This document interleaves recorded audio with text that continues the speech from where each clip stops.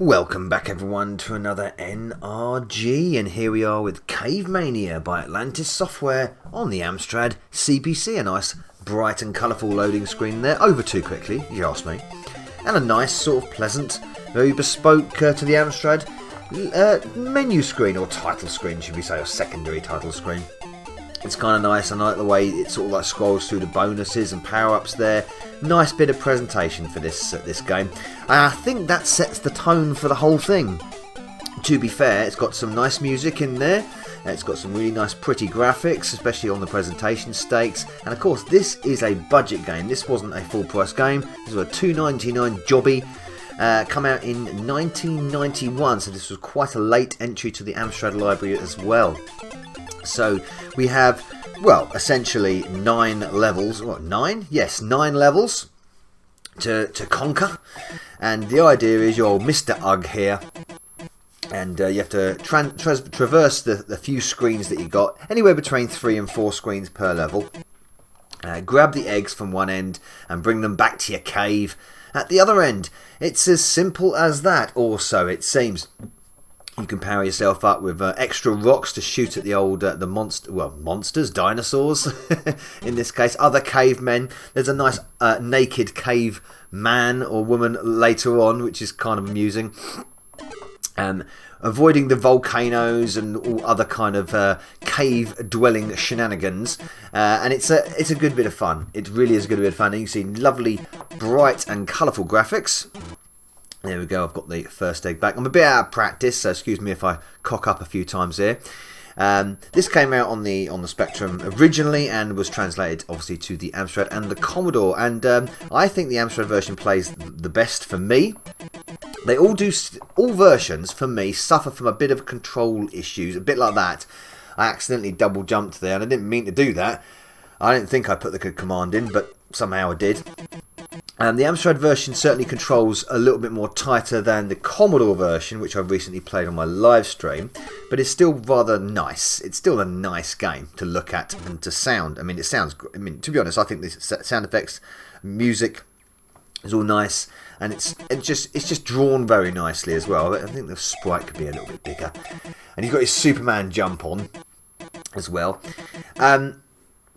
It's not difficult once you master the controls. Once you get the controls down and get that jumping mechanic in, and it's not that difficult at all. And it kills the time nicely. There's not really much of an annoyance about it once you've got that control system under your thumb, as it were. I do like the little funny captions that come up at the bottom there when you collect different power-ups. You've got little stone me, it says at the bottom there.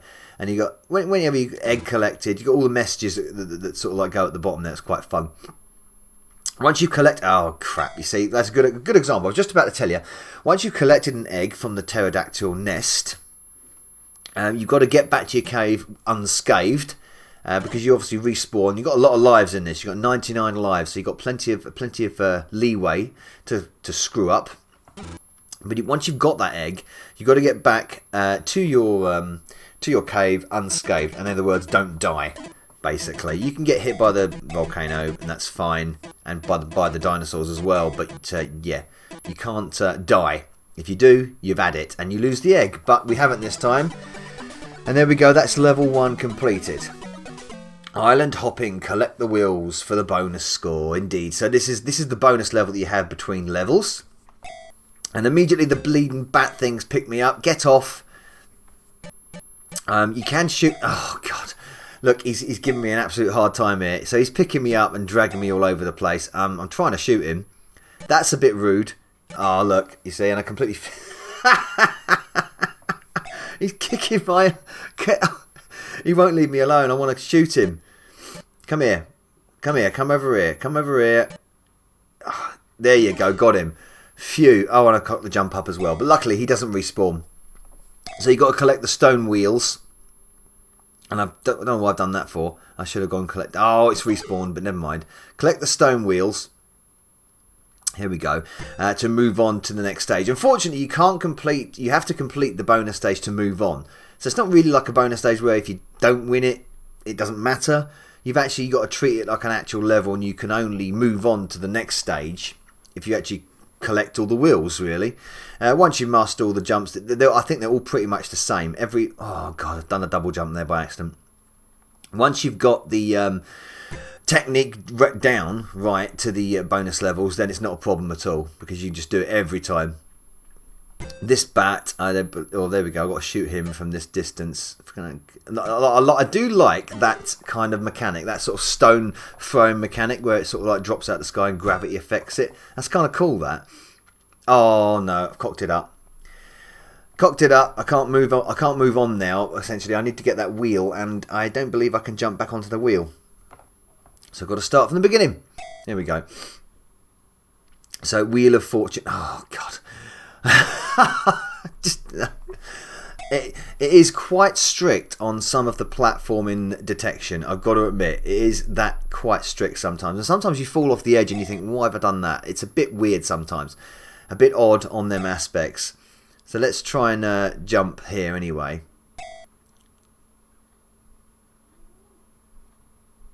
Oh no, I'm just not getting that right at all. Alright, let's try it. Come on. Come on, get in position. Oh no, I can't believe I'm cooking it. I'm making a right hash bag of this one. Oh dear, and these are normally easy as well. These are supposed to be. There we go, I got it at last. Goodness me, and now we move on. We get the bonus score, and we move on to the next level, next island. And I always found some of the other levels, like later levels, easier than the first level, which is a bit weird. Nice fade out effects. I do like the nice fade out effects there with the stippling effects. The way it ripples in there is nice. There's a really nice fading music effect as well. Like I said, on the presentation level, it's actually kind of nice. It really has got some nice little presentation aspects to it. Why have I fallen in there? Now that's fire. Now this is what happens when you walk into fire. Obviously, you just die. Just like that, but I need them. There's some bananas there. I'm going to get them bananas. Try not to walk off the edge, which I did. There you go. That was the... I want to get them. That's a rock and roll. Nice. Rock and roll at the bottom there. Jump, jump, jump. And you can jump up these steps pretty easily. I think we'll leave it. I think we'll complete level 2 and leave it at that. So, and look at this caveman.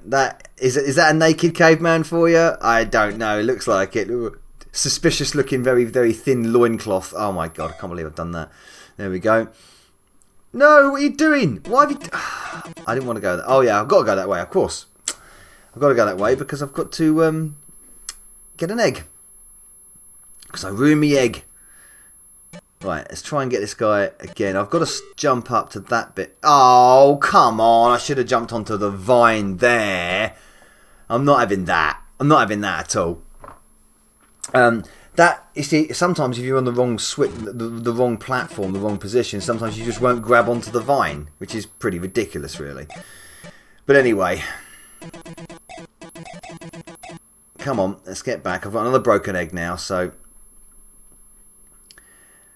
making a right hash up of this guy. I'm getting the first egg. Can't even get the first egg right out of this. Right, come on, we know what to do now. Stop at the top, shoot this bastard. There we go. Jump, jump, nice. Now it's working. Because it won't do it from the top, which is really annoying. Right, we've got one egg back. So let's get the other two and then call this review an end.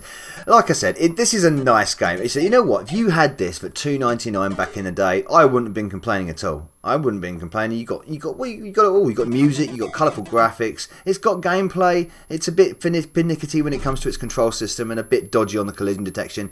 And once you've got it down, once you've got the patterns down, it's not that long, and some people could say pretty easy once you've mastered it, once you've got the patterns right. But again, I wouldn't worry about that. If I had bought this back in the day, I would have been quite pleased to be playing this for, you know, you could get several hours of gameplay out of this, I think, happily, especially for a young sprog, and you're not going to complain about it from pocket money game, are you? You know, it's a decent little game, I think, Cavemania, and I think it translates to all three systems well, particularly on the Amstrad. It just moves nice, doesn't need the scrolling, the flick screen's perfectly fine, colourful graphics, great music. What more can you want?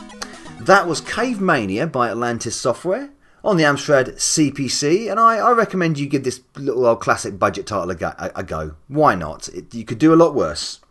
Cheers. Novabug. Out. Hey, Novabug here. I do hope you enjoyed this video. Please support the channel by liking and commenting, and of course subscribing if you haven't already done. If you would like to support me further, please consider joining my bug army via Patreon, and also don't forget to follow me on Facebook, Getter, BitChute and Twitch. And a salute to my bug army generals Sam M, Sweet Nanak, Pete Walker and Shadow 80. Thank you everyone for supporting me. Novabug out.